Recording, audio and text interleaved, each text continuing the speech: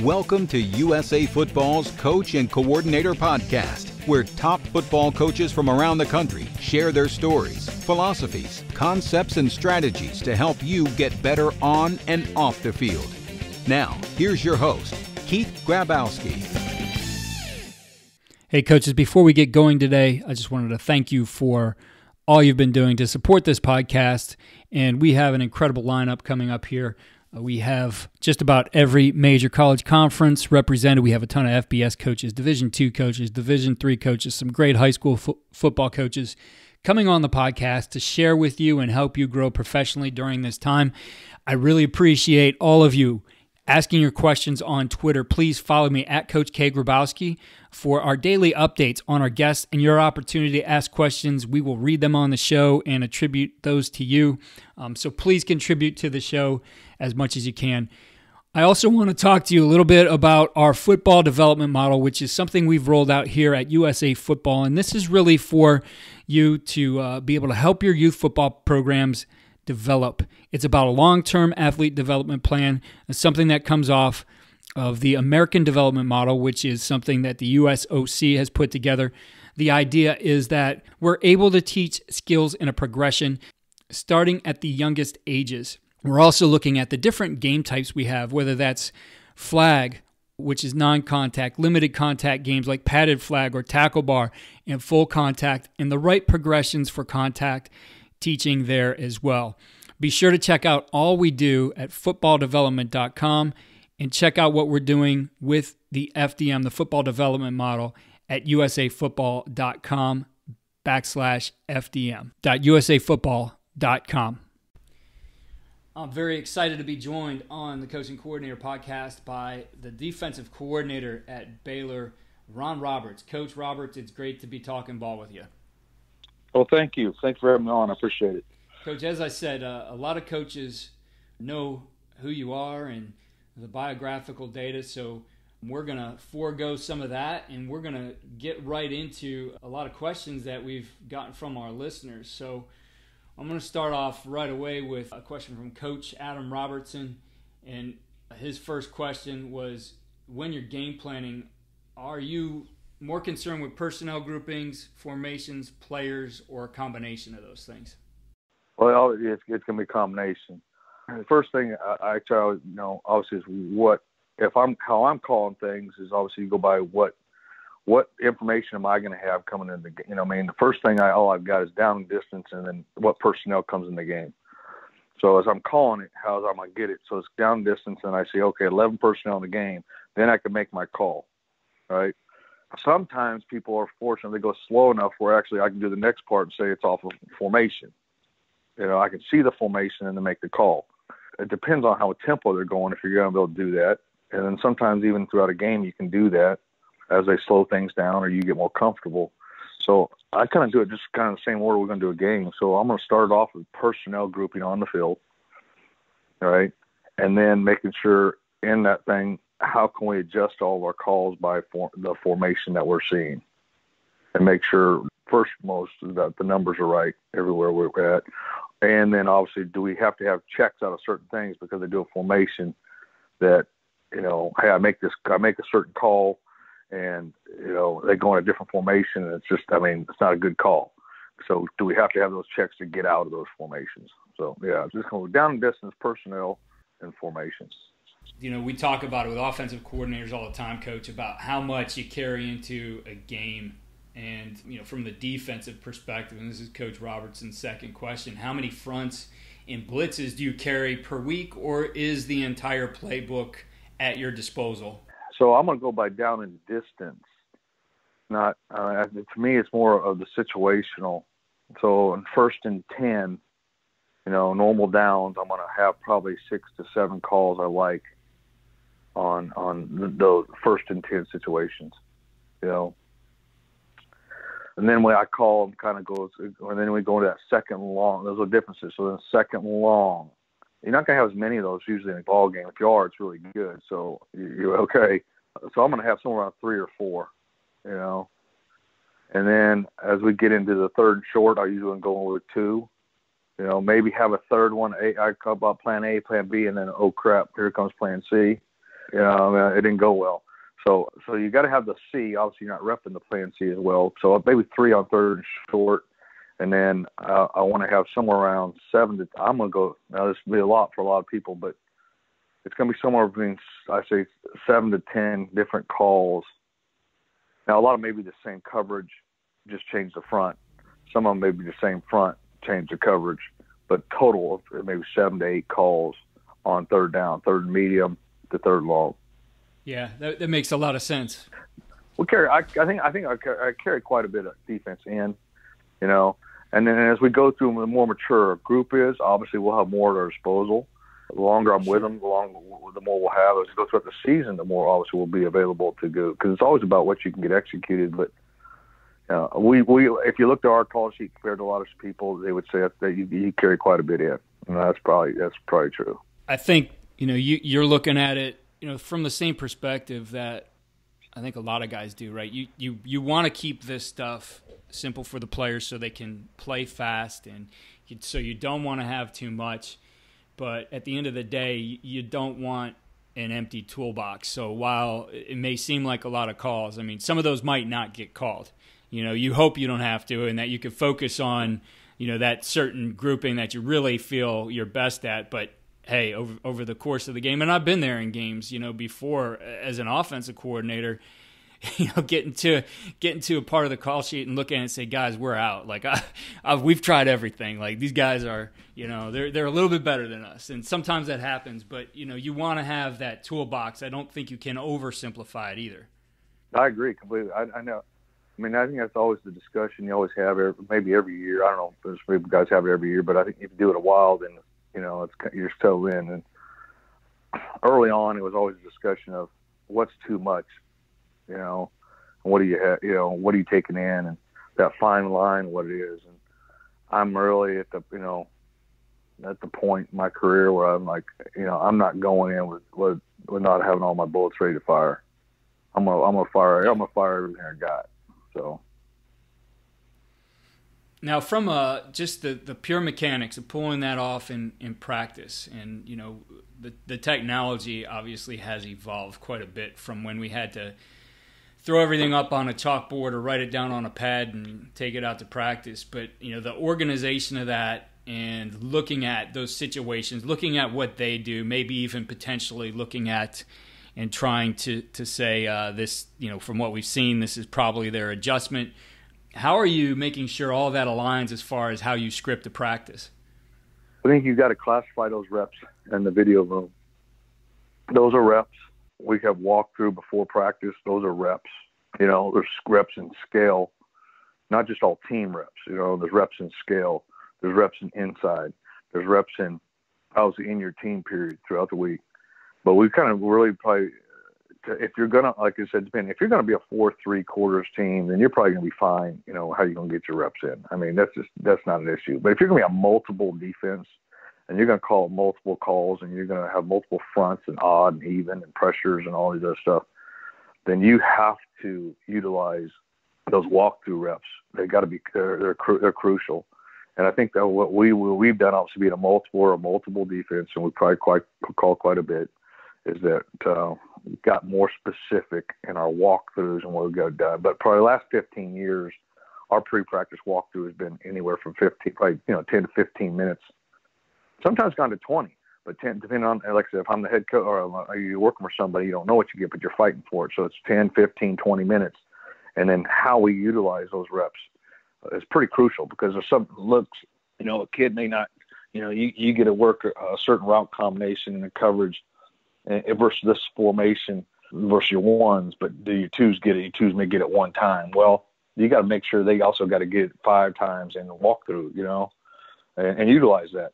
I think when, kind of that whole basic process, what I just talked about, it's the modality of learning, we spend so much time in the meeting rooms and stuff, but, there's your visual learners, your auditory learners, your kinesthetic learners. Majority of your kids, the majority of your kids are kinesthetic learners. It's hands-on. It's walkthrough. They're not. There's very few of them are getting out. You got to give it to them also in the video and all that stuff, but a lot of times that is way overrated, because very few of your kids learn it by handing them a playbook, Here's the handouts. This is what you do. Hey, here's the video, and they can see it and do it. I mean, it's less than 10% of your kids. Less than 10% of your kids are getting it through that. You know what I mean? The majority of your kids, these are whatever, rough, you know what I mean? You're right. You have to think about those reps you've given in the classroom with the video. You have to think about the walkthrough reps and how many. I've been in those arguments with coaches before about how many reps for a particular play do you get it. I think also, there's the cumulative effect of reps that you get over the course of the season too. So I might only have 6 on the script overall for a certain call in a week, but to that point in the season, they might have done that 150 times already. Right. No doubt. It's like, and those calls are compounded, like the compounding effect calls, like our bread and butter calls. The calls we've been calling since day one. They're not going to get as many reps. They're really not. Why? Because hopefully you compounded those. So the calls that get the majority of the reps are the new ones, the ones that you're not sure you can get executed. And that's a lot of times what I'm doing in practice. Is I'm calling things to find out. It's an elimination process. I'm trying to see, can we get this executed during practice? And then I'm repping it, but then as you get to Thursday, you're crossing things off. That's not good. It's not good. So, yeah. The walkthrough, Coach, I think is an interesting thing and maybe not talked about enough because everybody does walkthroughs, and I've been a part of really good ones. I've been a part of really bad ones, seen really good ones, seen really bad ones. So what's the key to making sure that those reps are really maximized, that you're doing it the right way? What kinds of things do you want to see out of those players? What kinds of things do you expect out of your coaching staff? Okay. I think we, what we try to say is in our walkthroughs, the terms we say is that this is full speed mental reps. Mentality is full speed. We're going to walk through it, but the mentality, communication, alignment, stance, keys is full speed, and that's the biggest part, probably getting across to your kids. The more casual it gets, and they're lollygagging around, they're just standing there and talking to, the less of the actual rep you're going to get. Right? So we want to get crisp. We want to get lined up. If there's motion, we want to align to the motion. We want to move with the motion. We want to communicate it just like that ball is getting ready to get snapped. And you want as much live communication as you can get. Now, that's one part. I think the second part of the walkthrough is getting as many kids reps as possible. So we're in a walkthrough situation. We like to stack our kids up. So I may have, let's just say a corner. I got corner 1, 2, and 3. They're standing right behind each other. Okay. So they are all 3 getting those reps, and I want them all, and they should be, roughly 2 yards apart from each other, stand up, do the same thing. And then what I tell the coaches to do is make sure during that walkthrough reps, do not have the same guy stand at the front. We want to, one, for movement, 2, to keep them engaged, is every, 2 reps, literally, it's like every 1, 2, 3 reps, whatever you decide usually off the play, what you got, you're scripting it out, is have them move. Now the 2 goes to the first, the 1 goes to the back, the 3 steps up. So 2 more reps, 2 goes to the back, the 3 steps up, the 1's on deck, the 2's in the hole. And get as many kids involved as you can. And then, so we will have usually in walkthroughs, our base walkthrough is this.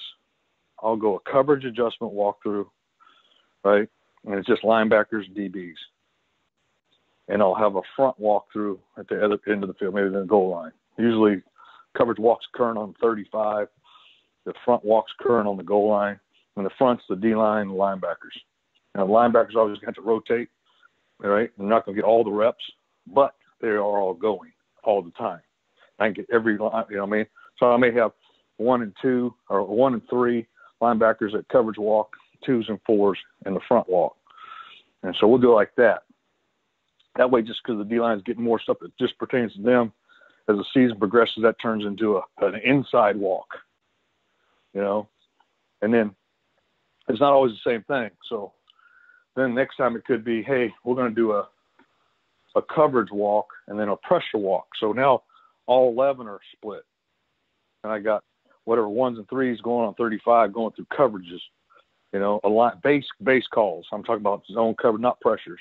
and then have a pressure walk going on the goal line. And that pressure, that's all we're running is pressure. And versus looks, we need to see the adjustments, the motions, the movements, and we're walking through it, communicating as much as possible.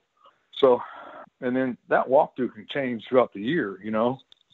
If I'm facing an option team, you know, the coverage walk or usually the DB part of it, that could be the perimeter option part of the scheme.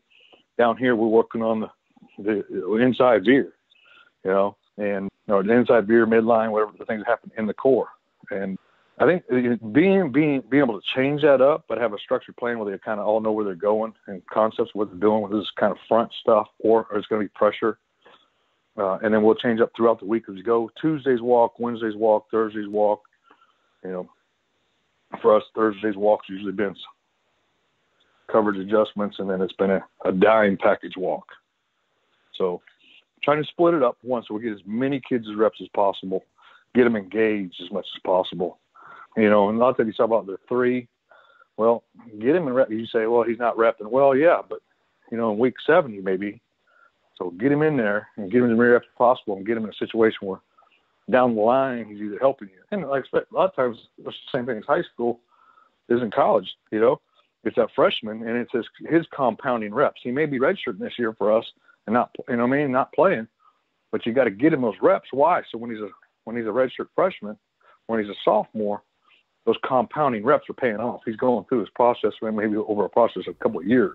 Yeah, exactly. I mean, and I think that's key. You know, as you're talking about the walkthroughs and, you know, the way you set it up, I think that's great as far as the efficiency. I think, you know, what we've seen over time is more and more coaches, and I'm sure you've been there a while because I've seen it on the higher levels, have been there longer maybe than some of the high schools are, that you can take a lot of the contact, a lot of the banging, a lot of the, you know, the 11-on-11 reps. I mean, you can really limit those to a certain set and get what you need in a week without, you know, putting your players in those situations that it has to be full contact all the time. Because a lot of this is about what they're seeing and the decisions they make. I mean, they're still going to have to, and they get some of this in individual, they're still going to have to move fast and execute with their hands and feet, etc. But it doesn't have to be 2 hours of being out there just, you know, banging into each other the whole time. Correct. It shouldn't be. I mean, I think if you're practicing over 2 hours, you're probably wasting your time, you know. I really do. I mean, I know there's people that do it. And they are very productive, but I've always felt that if you're practicing over 2 hours, you're wasting your time. And then the long haul approach over a season, you know, your kids get wore down a lot faster. So, Coach, I got a set of these kind of favorite or go-to type of questions here. Coach Chris Lackey asks, "What's your favorite run blitz, field and boundary, and what do you like to put behind it as far as the coverage?" Yeah. So I think that kind of goes back to what's your, you know, base philosophy, you know, and then so our base philosophy, rundown philosophy is first to make sure coverage wise we're going to be some type of usually 8-man front, cover 3, cover 1, you know, low hole, high hole, all right, or some type of quarters fit where we're using one of the safeties in the fit to get us back to the 8-man front, or using somebody in the secondary to get us back to some type of 8-man front, 8-man fit.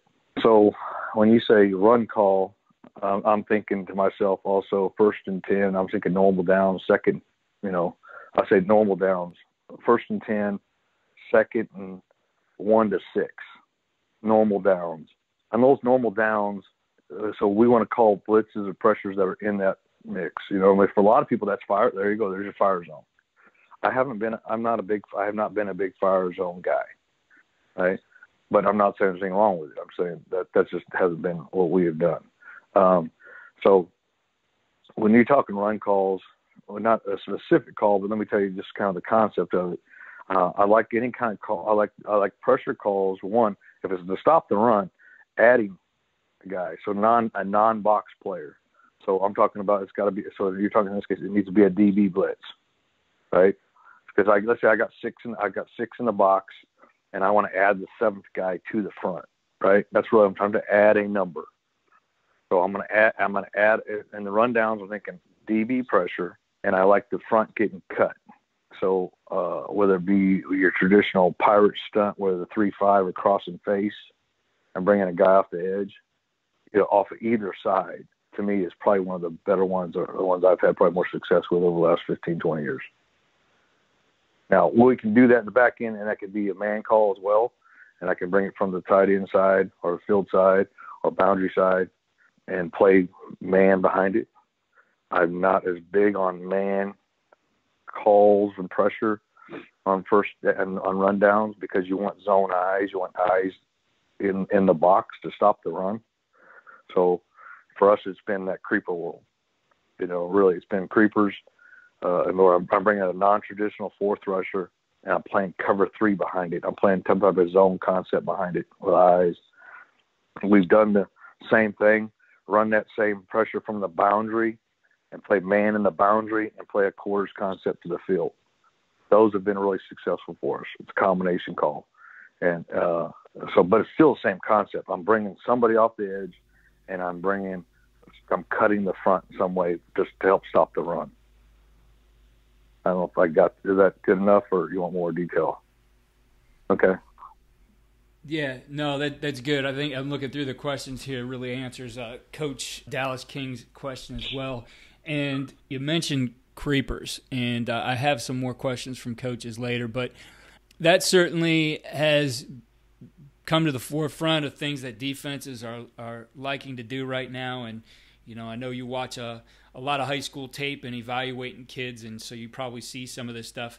As you're watching teams doing this, what would be something you say maybe that, a coach might be missing as far as the right way to do creepers, or things that you see maybe aren't exactly handled the right way that you have some advice to fix, I guess, some of those common errors you see? Probably more so is, I think the confusing world that comes to a lot of people is once you cut the front with a creeper to where the backers fit. So getting that right is, and it's the thing for me took years. How are you going to teach this? And it's not in a confusing manner for an 18-year-old kid, So that is probably the cutting edge part of it, I think, is how can you teach this? Because most people want to say, oh, creepers. For me, it's like most people I talk to, they automatically are thinking pass. Well, that's the easy part. That's the easy part. That's easy. But is that really what you're calling it for? We have, in that same pressures, like you say, fire zone, if you're in a fire zone world that you live in, you have run calls and you have pass fire zones. Well, it's the same thing in creeper world. So you want to know what creepers are you calling on rundowns, right? And then those got to be run sound and how they fit the run, just like you would in a fire zone world, right? And then, so same thing when you get to 2nd and 10 or you get into the 3rd and long, and those you want pass down. You're thinking pass and you're attacking protection, right? And you may not be as solid in the run game, right? But you've got to be sound, but you may not be as solid as you want. Maybe it's out of the too high, and you're kind of buying the coverage, buying somebody to cut the front, trying to buy a blocker up front that way. But I think the toughest part for most people, and for in the system we do, I know for years in our system, the toughest thing it really is, it's the linebackers. When you're multiple up front and you're multiple in the back end, the guys that get the load is the linebackers because they got to know front and they got to know the coverage. Now I can do for those DBs. We can go, hey, this is the same as a DB blitzing and rolling the coverage is the same thing. I can do it 5 different ways up front. But all right, and for the D line, okay, hey, this don't matter multiple coverages, but it's the same front, so it's same as. It's easy. But those linebackers, it's not. And they're the ones in that if you're living that multiple world, they're the ones that you got to make sure that your system of how you install and how you're teaching them is in a way that they can understand. And what I'll be honest, and that's why I usually try to say I coach the backers, is because a lot of it I'm going off of, how fast we install, what we do. It's where they at. I'm gauging them. Can they understand it? Do they get it? If they don't get it, well then, okay, that goes on the back burner. because they're the ones that are caught. They're playing both the front and the back, and they're the ones I traditionally feel they're the ones that got the biggest load on. We get back to some of our questions and appreciate that answer. Coach Adam Harvey, he's in Texas, wants to know what 5-man pressure has been solid versus 11/20 personnel, and what have you avoided due to the extra gap offenses have created with that look? And he had in parentheses here, highway versus relay. Well, so you think he's saying 11 personnel, highway, relay. So he's talking about that movable eighth gap. That is it coming back across? Is it staying front side? So you're really talking in that world if you want to play it. Then you use those 5-man pressure, 8-man front. So I'm thinking again, it is man, and how are you going to get this thing adjusted out?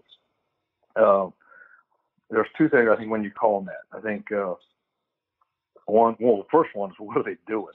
Is it a split zone power world? Is it, when I'm saying relay, he's off the ball, he's coming back across, so that's usually traditionally there's a split zone look. If he's tighter on the front call and he's down blocking, whether it be the same side zone or the back and tight same side zone, or whether that be the old traditional power to that tight end side. Right? To the down calls, if you can package them, it's the best thing in the world. Say, hey, if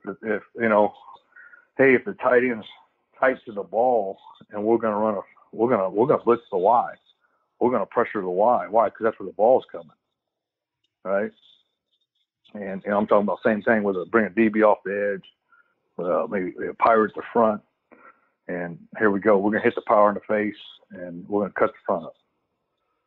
And then if he's relay, he's off the ball and he's coming back across, and you got two ways to do it. Do you want to hit it on the front side where he is going, so you blitz him really away from the Y? So you could do that. I don't know if depending on what, like I said, a lot of what your kids can handle. Hey, the Y's on the ball. It's tight. We're blitzing to the Y. Hey, he's off the ball. We relay. We're blitzing away from the Y. And you may have the same blitz and you run it, it could be just an 8-man front. You bring one of the field side safety to the Y, or if it's relays off the ball, you bring the boundary side safety away from the Y. And that's a pretty basic one to do. Or there's another thing, like I said, are they more of a GT team? Are they a GTY or a GY counter? If they're a GT-GY counter, I think those two same blitzes work. Any two off an edge is going to create a major problem for GT and GY. Whether you're hitting it from the front side or you're running it down from the back side. Either way, that's probably our number one go-to on GY, GT teams. But the other one that probably gets mistaken sometimes is just an A-gap plug, So just if I was thinking I'm in a 4-2 system, I'm in a 4-2 box, and the tight end is, we say, if the tight end's off the ball, he's tucked in, and we're thinking relay, okay, we're going to bring the backer to the side of the Y for the GY play or for the split zone. All right, so I'm going to fire the A gap off the center, off that backer to the one to the side of the Y. Okay, if he is on the ball or he is tucked tight enough where he can't come across, highway is what he's communicating there, right? Highway on the ball. We would want to bring the backer away from the Y. Why? So the one away from the Y, because if he's on the ball on highway, traditionally you got power, so you got to have a Y pole, G pole on the backside. Or if they go, usually with that set, they'll get, in college, you get a lot of gun weak where the back is set away from the tight end, and it's the stretch or it's the pin and pull. And you want that backside backer being able to run through that window. So we do have calls that's exactly that. It's A-back plug, and it's off the Y. If he's on the ball, it would be the backer away from him. If he's off the ball, it would be the backer to him. Well, Coach, those are definitely things that would give me headaches trying to run either those counters or getting that backside backer through on the pin and pull. I ran both of the pin and pull and stretch at times, and yeah, that'll get you if you're not ready for that guy. Definitely causes some problems for the offense. Brady Gravold had a couple questions here. Wanted to know what's the best things you do in the red zone to limit points scored. Tackle the guy with the ball. Yeah. Well, I think one of the best things that, in the red zone, one is the first thing, let me say, is eliminate mistakes down there. Right? So our menu kind of gets pretty specific. If anything, it kind of gets tightened down. You'll see us call in the red zone the same calls throughout the year. Why? I do not want a mistake. This is not, if you make a mistake, it's 7 points. If you turn a guy loose, it's 7 points. You don't fit it right, 7 points. Right? So our menu gets cut, number one. Okay? Two, obviously, what do you got? We kind of go to extremes. I think when you get in the red zone, it's two things I'm thinking. I'm usually thinking either one of extreme. I'm thinking we're pressuring them or I'm playing coverage. That could be rush 3, drop 8, or I'm coming after his butt with 6-man pressure. So it's usually like one of two extremes, and then a lot of that's going to change on what's the down and distance in the red zone. Is it 1st and 10 in the red zone? Is it second long in the red zone? Is it third and long in the red zone? And then obviously what they do, same thing. But primarily, a lot of those all of your calls kind of turn into man. Either way you put it, I don't care. In the red zone, you can call a zone call, but you still got to get tight. So within your zone, you got to be able to hug the people up and get on them tight. Another comment I think in the red zone, there's two big things I think you got to go stop. Right? You got to stop the gift routes, the access throws. You can't give them 5 yards down there. Where you can back on the minus 25, you can get. If he wants to stand up and throw a hitch, okay, our bubble route, and he gets 4 yards. You're not going to die. But down there, once you get inside the 20, 5 yards is pretty daggum crucial. So you got to tighten it. You got to tighten the coverage. Don't give them the gifts. Don't give them the backs and the flats. You got to make sure you always leverage in the back in the red zone with your calls. How you getting them done? And then, like I said, and the biggest thing is probably is I try to live in the extremes. You ain't gonna get. We're either gonna be all in or coming after them, and I'm trying to see if the quarterback can make a decision to get the ball out fast. Because that's what you want. You want the ball to come out. You want it to come out now, so it's not down the field, and have people on it so you can get the ball down. Moving along here, and all those things really make sense in the red zone, because those, again, things that coaches are looking for right away, and you're taking them away. But Coach Brady Gravold here flips to off-season study, and I like this question. What's the order of importance in the off-season for the breakdown categories that you're studying? We usually start off-season study again with, as we go through the season, I usually I'll have a sheet on my computer, and I'm creating, and at one, there's an issues page. There's anything that as we go through the season, that takes a lot of time, questions, or I don't feel real good about it. Our answer, I'm like, I may need to have another answer to that. But during the season is not the best time. You got to do what you do. This is what our answer is right now. But I may need to have another one. So as we go through the season, I try to jot. Now I'll bullet them and I just put it down there. Hey, inverted wing into the boundary. Boom. Could be, whatever. Four to side bullet motion. Four to side cluster combination. Flood route. Versus this coverage to do. And I'll just put them there so when the season's over with, I have an issues page. These are issues I just saw from the season. Rather than you going back and trying to remember them all. Okay?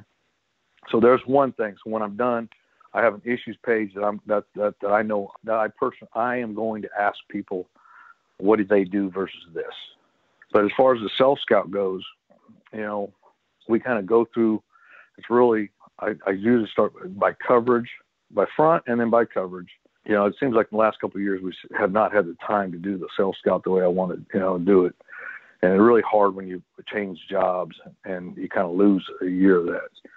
But we would start by coverage, and then we would always sort our calls by coverage, go through the coverages, and just thumb through them real fast and see issues and break them, self-scout that way by coverage. Then we go by front, go back down through fronts, and just watching the film.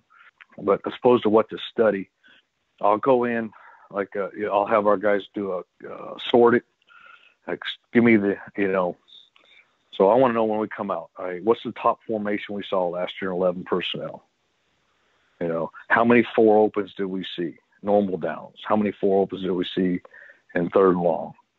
What's the top 12 personnel formations we saw? All right, so we'll kind of do a formation personnel, basically a formation look. I'm kind of sorting it through. Is exactly what I thought, or whoa, we saw that a lot more times than I remember. And then, we'll obviously do a coverage one and say, big plays. We'll do a big play cut. So I want to know, so we'll say any run +6, any passive, +16, and we'll say, hey, give me all the plays, and what were they against? So I want to know, oh, hey, man, we give them a lot of big plays, and man, what's the commonality on this thing? So you're just being able to QC yourself that way.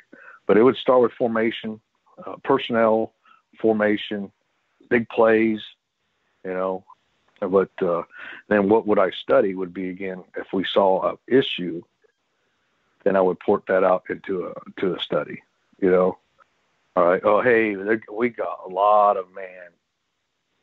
Let me go back. We got a lot of cluster routes in man calls. Well, the chances are they knew you were a man. That's why they called it cluster. So, all right. So you had a tendency, right? I think all these things go into before you start creating studies. I wouldn't know, like we do during the season, as we go through it too. Every couple of weeks, we're pulling up and saying, what's our number one? I do my coverage because we're so multiple front. So, 1st and 10, what's our number one? What's our ranking? By percentage? What's the ranking of coverages? How many times we're playing 3? How many times we're playing quarters? How many times we're playing man? How many times? 3rd and long. What's our league coverage? What are we calling the most? What's the second? What's the third? Where do I need to change things up? Hey, they're scouting me too, so they know, hey, 3rd and long, our number one coverage is this. All right, so they're calling coverages to beat that. So, all right, so that's where you want to create your answers from. So studies would all come usually off of that. We do that first, and then I say, hey, this is what we're going to study. Whether I want to study different ways to play zone on 3rd and long. Maybe we got to add some zone calls on 3rd and 7 to 10. Maybe we got to add some man calls on 1st and 10. Maybe we got to add some. I saw a ton of 12 personnel. We need to add some 12 personnel calls to our menu. What did we get? We got 12 personnel runs. So do I need to find ways to pressure 12? Then I'm doing a study on how do people pressure 12 personnel. So I think it starts with every year. You got to go back to your self scouts and what you did, and then because it's all about what you see, and then and then you do your study off of that. The other thing I would say on studies is sometimes we don't do. In defense, I think it's real important, and we've done this for years, is that I talk to coordinators from other conferences, other leagues, right? Because in our league, all right, you may see certain things. But in the other league, they had other issues. Well, the offense does this. And then so what your offensive guys are studying in all season, so what they go over there and say, oh, this is really successful for Minnesota. In the Big Ten, this is really productive. Because there are a lot of them are copycats. So if you may not see it this year, but if it was an issue in another conference, you're probably going to see it next year. So how do you stay above that is you've got to study what was effective in other conferences, So I don't know if you guys got PFF. If not, the PFF, you can do a lot of studies right now. It's amazing in college. You have that, what you can do. I can study any conference, NFL, all the way down to FCS. Anything that's out there down in distance, I can study it. If not, the easiest in the old school method, what we did for years was you called people in other conferences and said, what do you see? What issues did you see this year? And he'd tell you the issues, and you say, oh, wow, I didn't see that.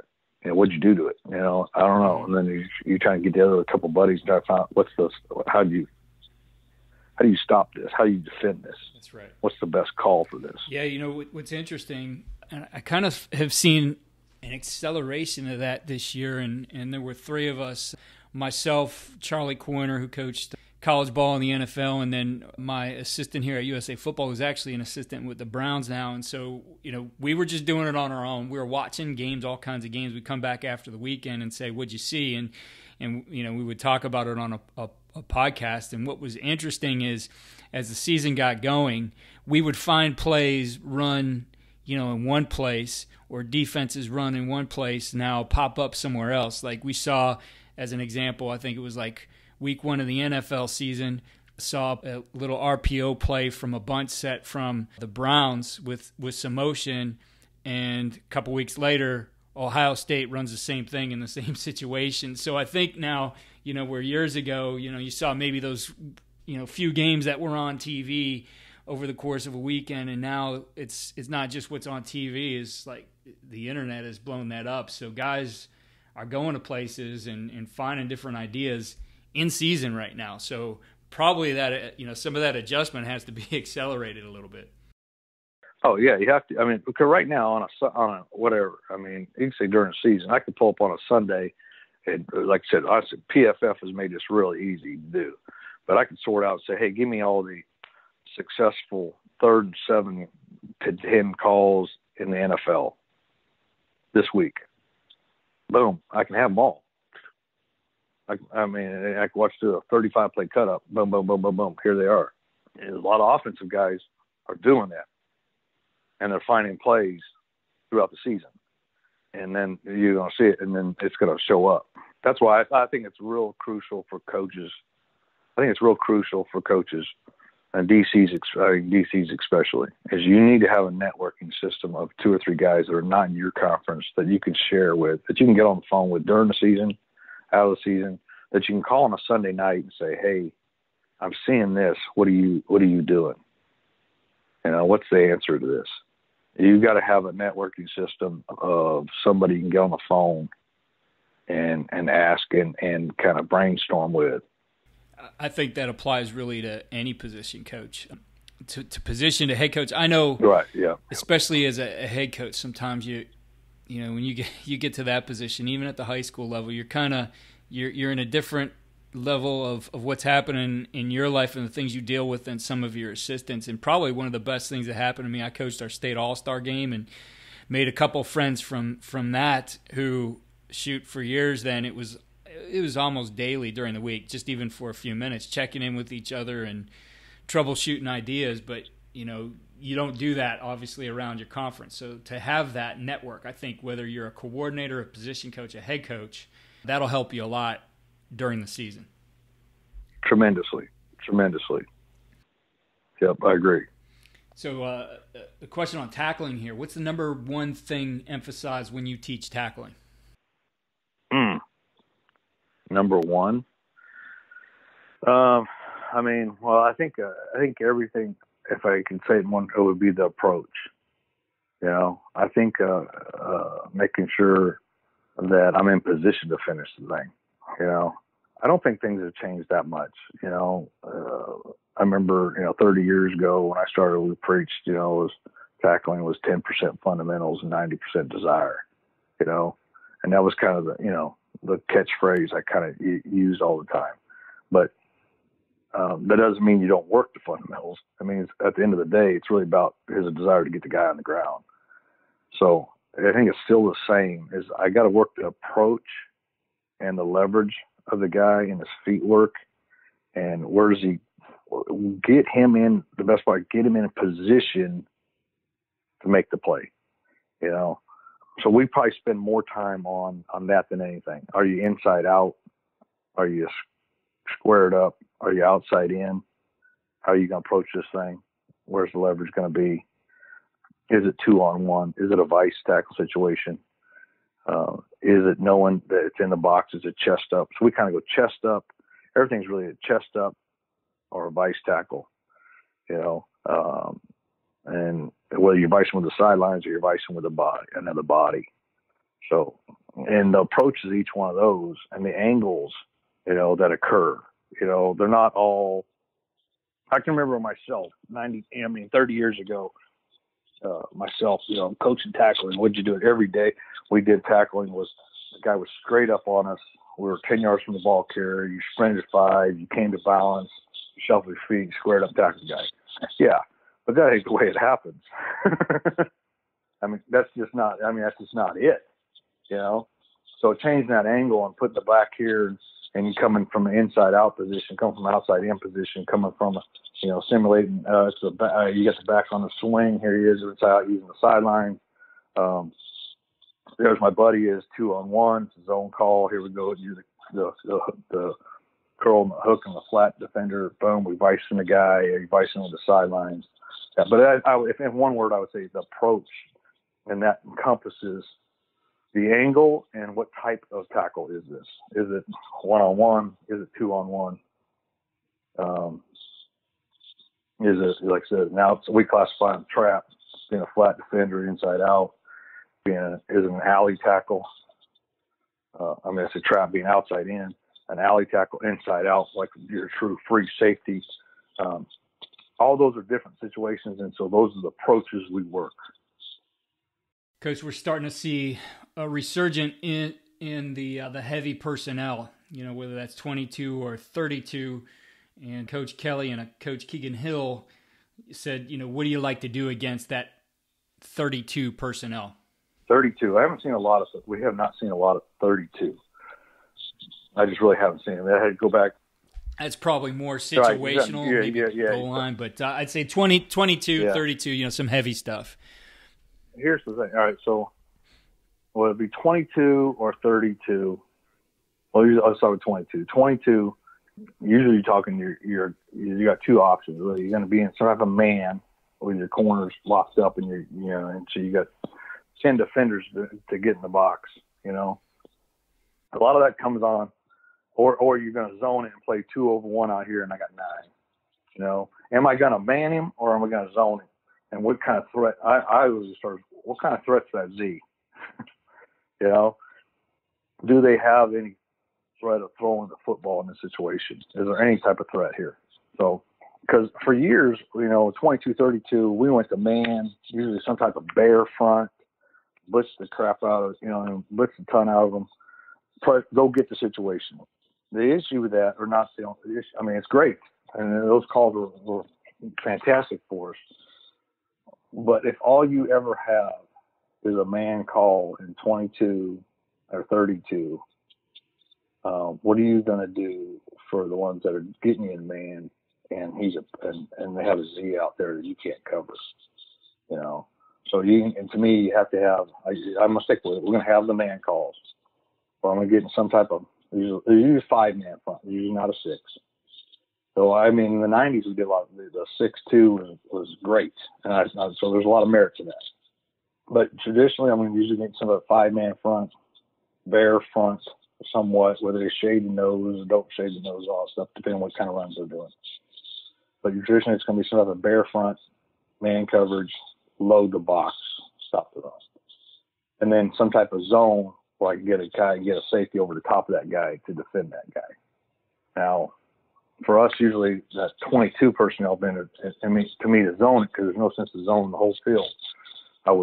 It would be some type of, maybe a pressure and trap that Z, play half over top of that Z, right? So we're talking about traditionally your kind of your two deep fire zones, right? Where I'm playing 4 under, 2 deep, and being able to get 2 over the top of that Z, 22 personnel. 32 personnel, if they're all in that box, we're going to load it down.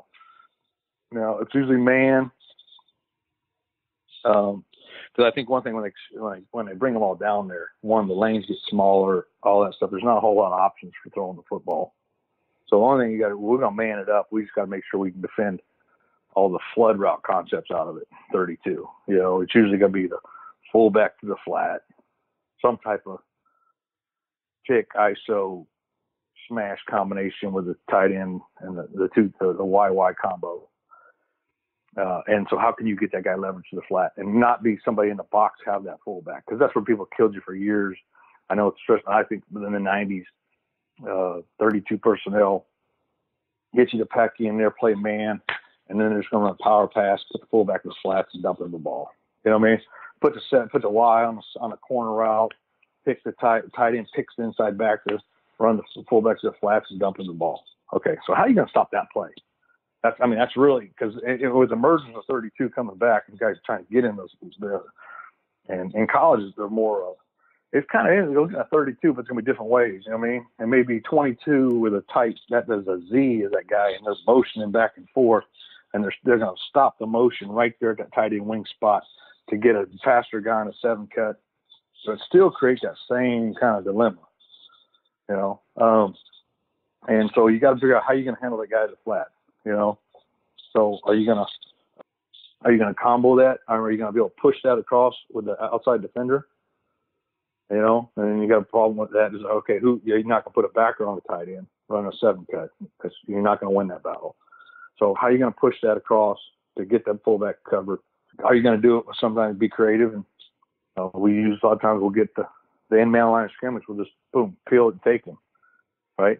Because it goes back to the red zone calls. Our number one thing at 30 and at red zone is do not let them fill the running back in the flats. Because that is like the easiest route possible in football, you know. And that's the first thing we always talk about is we're not letting them throw the running back in the flats. That's not going to occur, you know. If you're going to throw, I was kind of changing topics, but in the red zone, let me just say is that when we get down there and tight, and it's kind of going to goal line stuff, is you want to make them have to throw the football in the middle of the field, right? Goalposts. Because there's traffic. Make them make that throw. Make them throw on the back pylon. You know, everybody worries about the goal line fade and all stuff, but that's the hardest throw. You know, make them make the pylon throw. Make them throw the ball in the middle of the field. Do not let them stand up and throw the ball to the flats. And don't get them in a bunch route and let them run a combo pick and throw 3 to the flat and just dump it out there, walk in the zone. You know, so. I'm kind of getting off topic a little bit, but 32 personnel, I would say, you know, hey, here they come, 32, and it's smash mouth, it's 3rd and 1. You know, we're going to load the box, usually some type of bear combination. I will tell you this, in the middle of the field, I really like this, and in those condensed formations is bringing pressure and running the eyes pressure, 2 under, and those condensed sets. So, I mean, it could turn into a 6-man pressure. And however, any of your 6-man pressures, I think it's kind of, people say, oh, hey, eyes, Michigan State kind of made it famous, but it was way before there. First time I got it, I think it was 93 or 4, Ohio State was running it. And we got it from them. And it's that 3 deep, 2 under, 6-man. Any of your 6-man zero calls, any of your 6-man pressures, whether you're playing zero, you know, blitz coverage, zero, you know, no post, you can play eyes coverage with, which is 3 deep, 2 underneath, and play that coverage. And it's great versus those condensed sets where they packing everybody in the box. You know, whether that's a 4-2 double A gap blitz, or that's a 5-1 Mike plugging, you know, through the A, whether that's a 5 down, bringing a 6 DB off the edge to the Y, away from the Y. Whether it be some type of exotic, you know, again, how you're cutting the front up, or it could be a free safety, Mike, A, B blitz right up the gut, and playing eyes coverage behind it. I really like those out in the middle of the field versus those condensed sets. Would be 22 or 32. I think the eyes coverage is an answer for that. Yeah. This is good stuff. Okay. I got a couple more questions here for you, Coach. Okay. And, you know, yep. Running up against time, so I want to be careful of that. But these are from Josh Linham, Coach Yankas, and Brian Nix, and all these really have to do with the 4 eyes. And thinking of, you know, these guys, their drops, their rushes, what's the most efficient way to call and teach defensive ends where to drop in creepers? And the other one that really came up was, you know, how do you coach them to be effective in their pass rush from that tight or mint front? First of all, drop it. So for us is who is that guy, you know? So if he's your traditional 1st and 10, he's your normal guy, 1st and 10, bigger body. I'm saying he's not a athletic drop guy. You know what I mean? That's probably the proposed question, because, you know, how do you teach him when he's not that athletic on your feet guy? I think you got to limit what he does, right? So the way we would control it is if I was in base personnel and I've got an end that is not a real athletic guy, I know I'm only calling creepers where he drops to the strong hook, right? That's the only when I'm coming from this side and he's got to drop, he's only got to do like one thing, or maybe, you know, get to where he does two things. He can rush and drop the strong hook, or it's a man creeper and he's got to drop and he's just got to back out to his side. You know, two things, bam, it's done, right? If I got into 3rd and long and I wanted to get to my other things, right, I would change personnel. We would sub it out, and I would put a backer into that spot, right? So when I can rush him, yep, right? But when I drop, I have a multitude of coverages I can run now because he knows how to do them. You know, so I don't have to teach that big guy everything. You know, one, because, I mean, do you really want the big guy zone dropping on 3rd and 9? You know what I mean? No, if he's up front for a reason, and he's there to play pass rush, you know, so send him. And if you want to play, and the easiest way to handle that is I just have a different personnel group, and I call it whatever you want to call it. You know what I mean? Hey, we got base personnel, we got rabbits, and rabbits is the DB linebacker comes in, taps that guy out. And now when he drops and you want to play your 2 high coverages, he can do that. When you want to play a man match coverage, he can do that. When you do whatever you want to play with, he can understand. He already knows the coverages because he's in the box doing them. And then you tell him it's the same as you were back here doing it. You're just going to do it from the line of scrimmage. That's how I would kind of control that. Don't give them a bunch of stuff to do, because they'll spin their heads and then they get nothing out of them. Yeah. Personnel solves that. You know, being flexible with them. They don't have to do everything. Find the guy who could do what you need done.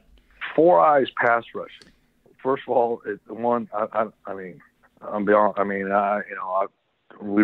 a tight front guy in 4 eyes, and we're doing that where you cut tight or man or whatever else. But you're not going to get much pass rush off of 4 eye. I don't know how you can tell them to be real productive and rush from a 4 eye position. So when you're playing, so for us, I'm playing that in 1st and 10 situations. I'm playing it in a rundown call. So what usually is it? It is something where he's going to have to transition to a pass rush. It's not going to be he's in a 4 eye. It's 3rd and 7, and he's teed up and rushing. You know, if that, I need to call something to get him in a 5 technique. I don't need to do. That. He's rushing from a disadvantaged position. It's just not going to be very productive. So most of the time, it's a run pass situation, and he's in a 4 eye, and he's going to have to transition to a pass rush. 2 ways to teach that guy, I think. So traditionally, it's 4 eye, bam, I play the run 4 eye, or I start to rush through the 4 eye. I see the pass, and I convert, and we talk about cop, contain, on pass. So I'm going to 4 eye rush, power rush through the 4 technique, and then I'm going to convert outside for a late contain. Okay? When you do that, he's not going to be a very effective pass rusher unless he's just better than that other guy, you know. The other one, you can do it, and I think it's good, is if you got a guy, just tell him a 4 eye and rush through the 4 eye and power rush the tackle, right? And then just don't cop, right? Don't cop. If you can contain and push the pocket through him and inside, and the quarterback steps up, then you just come off and make the play.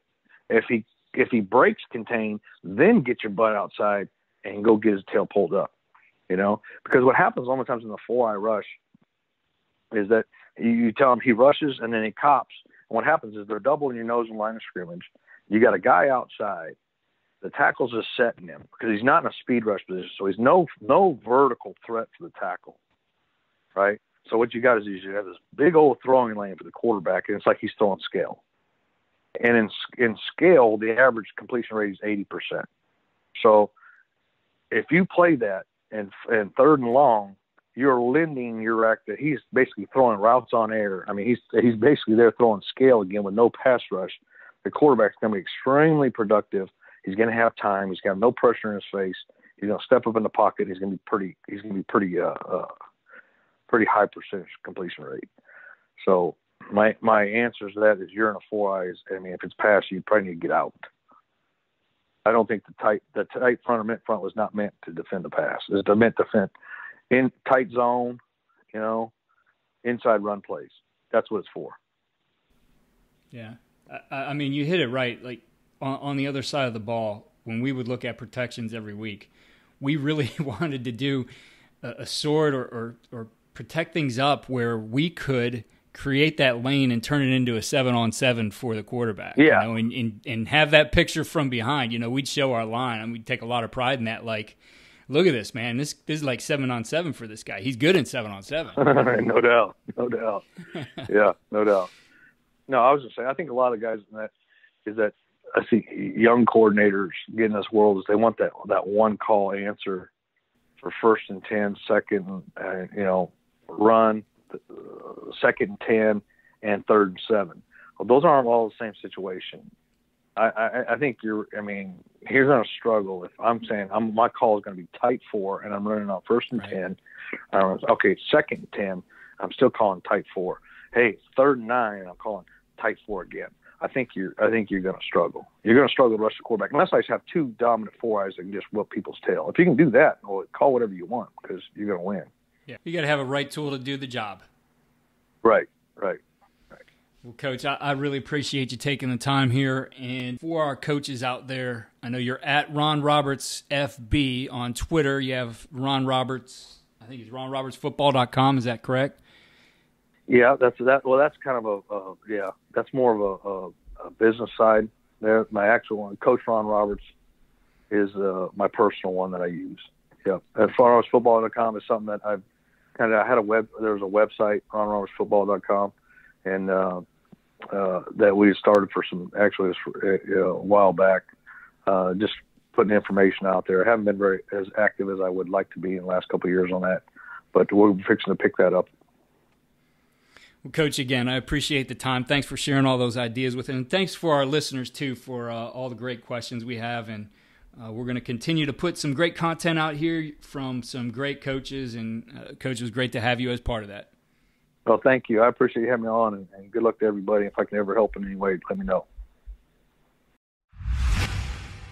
Coaches, again, I want to remind you of what we're doing with the football development model. Please push this down to your youth coaches. I think this is a great way for you to get some organization and structure beyond what you've already done. Check it out, all of our program development for youth football at fdm.usafootball.com.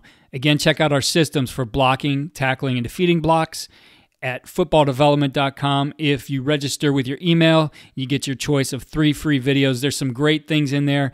I think things that as you get going again, you can get into the summer and maybe make up on some things that you might have lost if you had a spring ball, if you had time here in the spring to work on football. Some great drills for all those phases of contact. If you're enjoying the podcast, please head over to iTunes or your platform and give us a 5-star rate. If you have a minute, write a review. We really appreciate it, and we will read your review on our highlight show that we do at the end of the week.